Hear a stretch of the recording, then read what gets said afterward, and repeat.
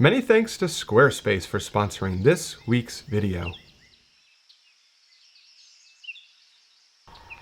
Good morning. Hope everyone's doing well. I just got back from my workshop in the Badlands of Utah, which is absolutely incredible. And I've got about a week or so at home before I go to the Smoky Mountain workshop, and wanted to come out to this local area to try and capture what was left of spring. It's funny, my two favorite seasons of the year, fall and spring, which I think, my personal opinion, are the most photogenic, most colorful. Those seem to be the seasons that last the least amount of time.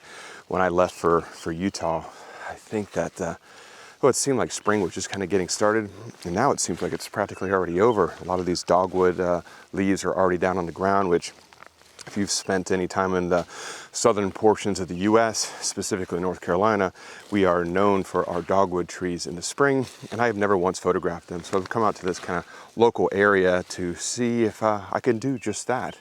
Find some dogwood trees amidst all this chaos. This is just your typical kind of everyday woodland scene that I think a lot of people have near their homes. I mean, let's face it, most people don't have the opportunity to go to national parks, every other week or every month of the year. I feel like this is the type of place where most people usually go to photograph, and there's nothing fancy about this area. It is a very basic, chaotic woodland, but it does have some dogwood trees kind of sporadic around, kind of laid out around this area.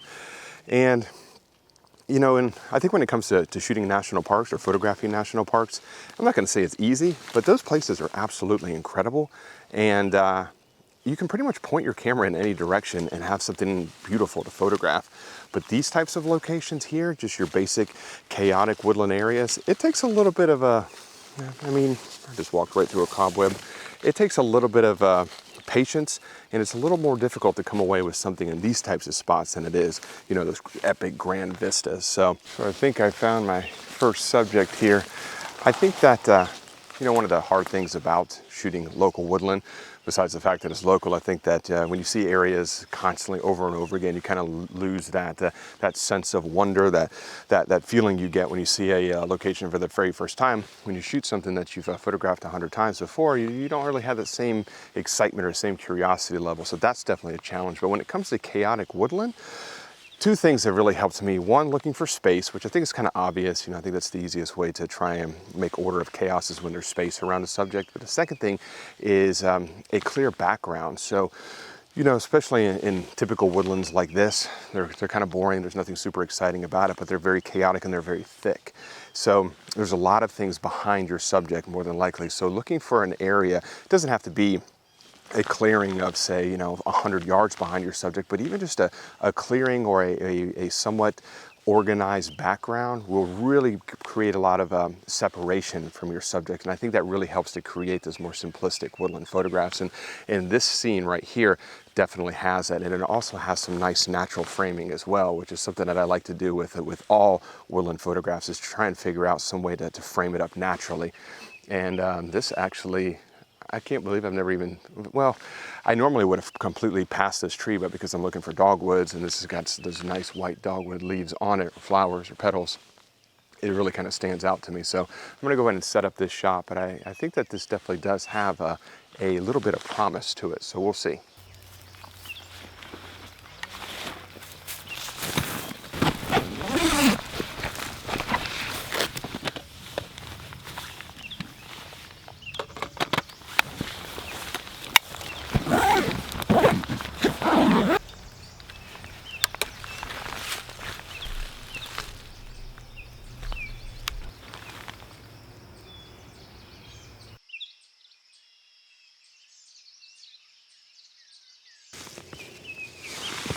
You can really tell this is a local woodland area. There was sirens going off over there, dogs are barking, and there's some kind of, it's far too early for somebody to be having a party, but there is a lot of commotion going on somewhere. So this is kind of this local woodland that's in the center of the neighborhood that I live in, and it's Saturday morning, so there's a lot going on. So this is like I said, this is kind of the everyday location that I think a lot of people have available to them to photograph. And It's not easy to do. It really isn't. You know, I did find this kind of branch of dogwoods right through here that are nicely framed behind these two pine trees. I'm sorry, in front of these two pine trees in the background.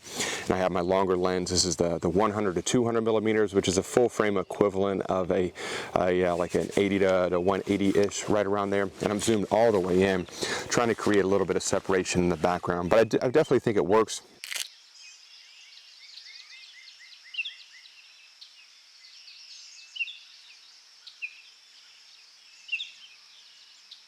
Let me just adjust real quick. I figured out what the noise was. It's not a party.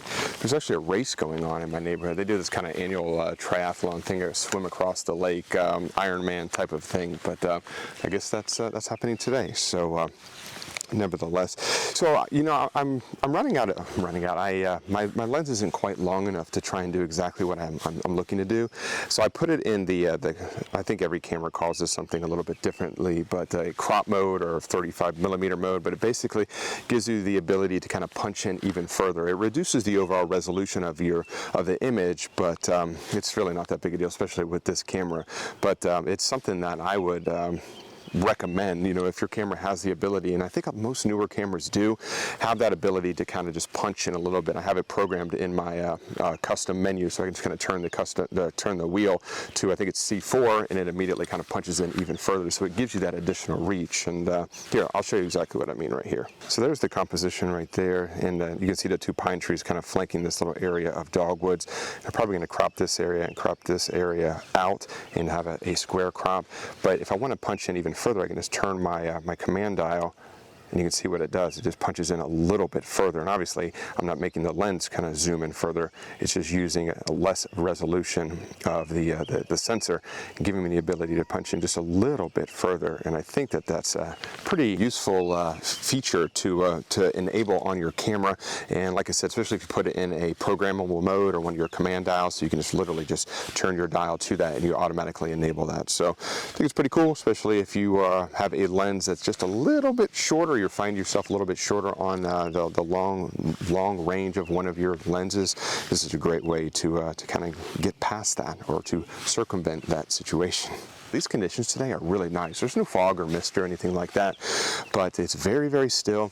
It's very, very cloudy, and it's just very even lighting. That was a lot of varies. But you can just see a little bit of light coming onto the top of these dogwood flowers, which I think looks really, really nice. Plus, there's no chasing light or anything like that. This is very calm. It's very relaxing. I can literally stay out here until the rain's kind of coming in and out. It was raining when I first got out here, but I don't think there's really any more rain predicted for at least the next couple of hours. So this is very relaxing photography, and just really no rush. So just kind of explore this area and see what else I can come up with. Let's switch lenses real quick, just because my longer lens, which is typical with many longer lenses, doesn't have a real close focusing distance, and I want to get closer to these dogwood leaves right through here.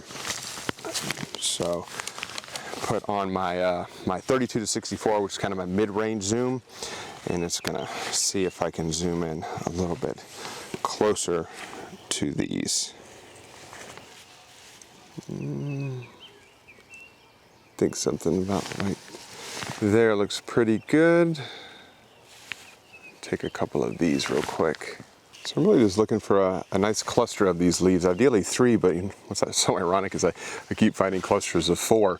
I always like odd numbers, and 3 is kind of my go-to number, but for some reason everything I frame up has 4. So I'm just going to run with it. I think it's the universe telling me something that 4 is the way to go here.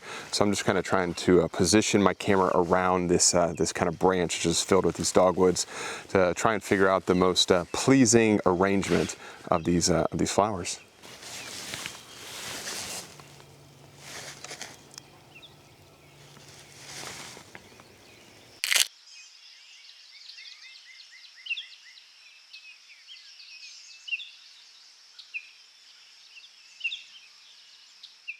I'm just taking a couple different versions at different focus points. For, totally hanging on my tripod when I took that exposure.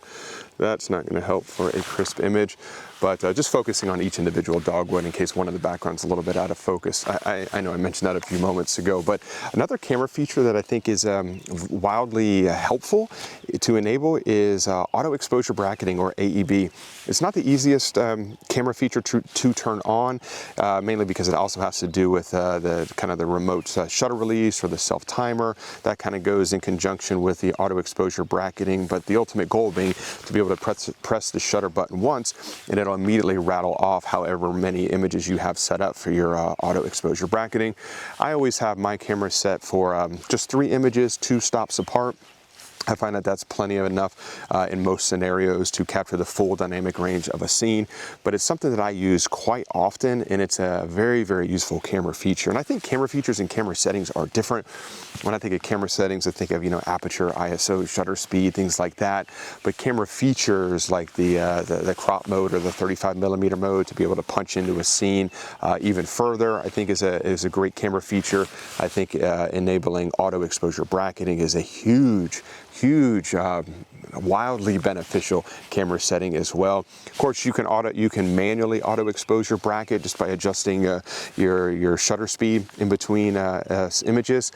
But I find it's so much easier just to press the shutter speed one time and let your camera just immediately rattle off however many images you have set up for your bracketing. So that is something that I would enable in my camera system if you haven't already done that. So here is this composition here, and just a kind of a more sporadic grouping of the dogwoods. I kind of like the image I took a few moments ago with the 4, but I do like this one as well. And just to kind of show you what I was talking about earlier, just focusing on each individual petal here, because this one right here is much closer to the camera than this one back here. So I want to make sure that they're all pin sharp. So I'm just taking additional images for each one. And if I need to blend them later in post, I can do that.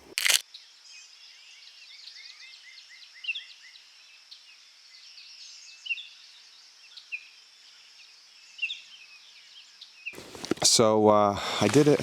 I shot these dogwoods with a longer lens. I don't really want to use a wide lens, my 23mm prime, because I think it's just going to capture too much of this chaotic woodland, and I really want to be able to isolate it. But I want one more. I think I have at least 2 images here. I want to try and get one more image to kind of create this 3-image set. I think that that's going to complement the other 2 images well. I just got to find out what that photograph is. I just found the perfect complementary image to the other 2 images. Hopefully the other 2 come out, but nevertheless, it was perfect, and I'm framing it up and everything, and I turn around and I shake the entire branch, and every single one of these leaves are sitting here flopping all over the place. So now I'm just kind of sitting here waiting for everything to become still once again. Nevertheless, thought it was kind of funny that I was sitting here just thinking about what a wonderful morning it is to do this, because there is very, very little wind at all, perfect light, and then I go ahead and shake the entire branch like a fool. And here is that scene right here, just a very nice, just small little intimate cluster, 3 green leaves, 1 dogwood kind of just hiding behind this main one right here. But I had to move this composition all over the place to try and create space between these 3 trees behind it. I actually might move over just a little bit more to create a little bit of space between the top of that green leaf and that tree trunk in the background, just to create a little bit of additional separation. Just a little bit. I had to move my entire tripod just a tiny amount just to kind of create that space. I'm not sure if you can see that or not, but the 3 pine trees in the background, none of them are now encroaching on the main composition in the center. I'm going to end up cropping a lot of this off on the left and the right. You can actually see my tripod in the bottom left-hand corner that I was recording on, but none of that's going to be in the frame. But now there's a little bit of space all the way around the main composition, so that's what I was trying to achieve by that final refinement.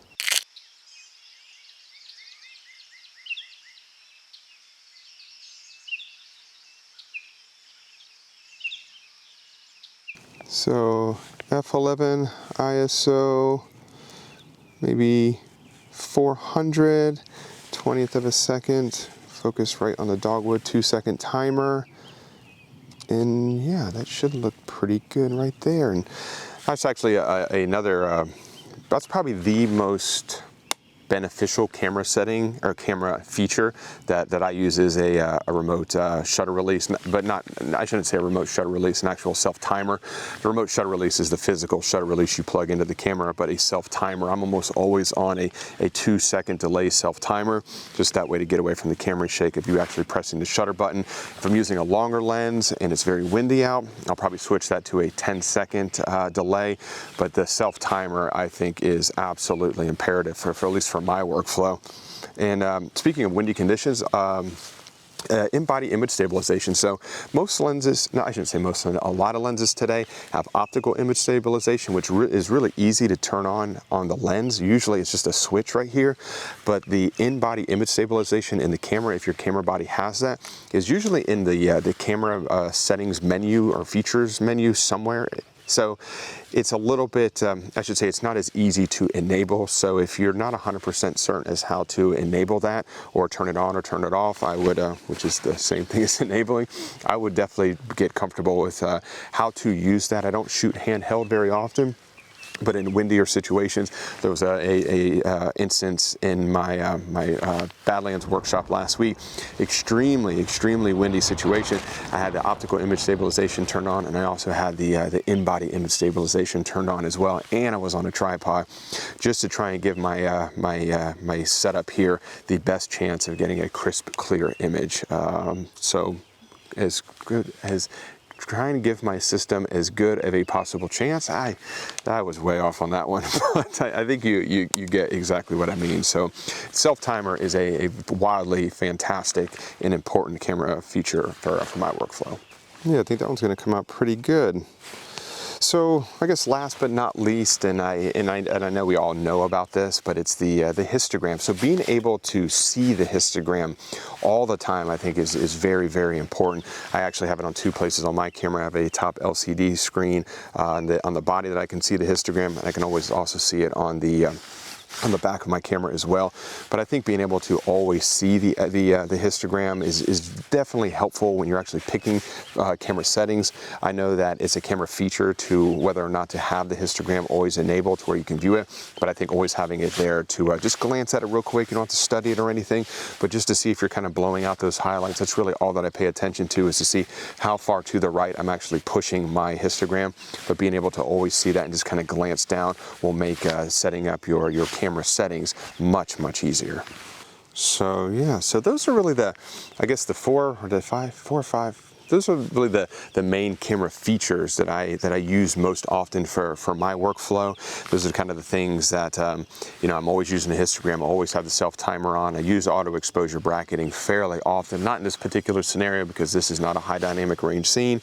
I use that crop mode quite a bit, and I really use it a lot when I was in Utah, just because this isn't my longer lens, but my longer lens seems to fall just a little bit short sometimes, and that kind of ability to punch in just a little bit, it definitely comes in handy. So I would put as many of those things on custom mode dials that you can, because the quicker that you can get into those modes, the more often you'll use them, and the more frequent they will help you out. So that is the camera features that I would recommend to get comfortable with next time you're out on location. And before I do wrap up this week's video, I just want to say a colossal thanks to the sponsor of this week's video, which is Squarespace, who I use for all of my website and e-commerce needs. Squarespace provides a dynamic and attractive online platform to create your website. You can display your photography using Squarespace's professional portfolio designs and customize the layout and look and feel of your gallery just so you can make it your own. With Squarespace's traffic overview feature, you can track trends in page visits and views to better optimize your content, and you can even grow and engage with your customers with Squarespace's email campaign tools, which will enable you to create engaging emails that match your website with your products or blog post and logo, just so your messaging remains consistent. Yeah, so if you're looking to start a new website or possibly upgrade your current website, check out squarespace.com/Mark Denney for a free trial and 10% off your first purchase. So I really do hope you enjoyed this week's video. Hope you enjoyed coming out with me to this kind of local woodland area to shoot some little bit of spring flowers, some of the dogwoods, which is something that I've never done before. I think at least 2, I'm hoping 3 of these images will come out pretty well, and I might even end up framing one of these. I think it's that is a very simplistic photograph, and it's something that kind of lends itself to North Carolina, my home state. So I'm pretty excited about that as well. If you have any questions about springtime photography or any of the camera features I mentioned in this video, please leave them in the description below, and I'll definitely get in the comment section below, and I'll get back to you as soon as possible. And if you did enjoy this week's video, if you could give it a thumbs up and subscribe to the channel if you're not subscribed already. Share the video with friends if you enjoyed it that much. And as always, I really do appreciate you watching this week's video, and I will see you all next Wednesday. Bye.